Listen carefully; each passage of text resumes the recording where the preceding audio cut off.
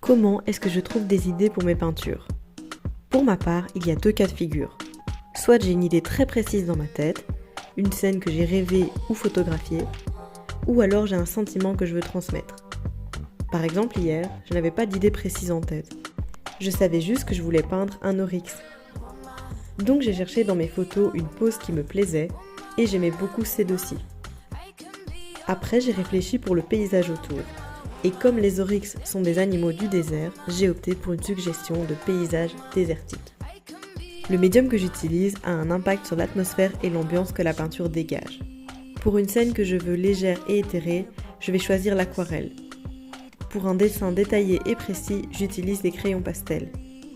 Et pour un tableau que je veux grand et poignant avec une composition complexe, je choisis généralement la peinture à l'huile. Ici, je suis partie sur une aquarelle assez épurée avec une compo très simple. L'animal en focus et un fond avec des tons chauds. L'œil est attiré vers l'animal et ne s'éternise pas sur le paysage.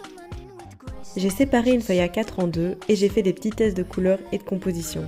C'est ce que vous me voyez faire ici. Ces tests couleurs sont un premier jet et ont pour but de mettre mes idées sur papier. Elles ne doivent pas être belles ou même bien faites. C'est mon espace de liberté où je peux expérimenter sans crainte. C'est comme un journal intime, elles ne sont pas censées être vues par quelqu'un d'autre. Dans la première composition que j'ai essayée, j'aimais beaucoup la pose de l'animal.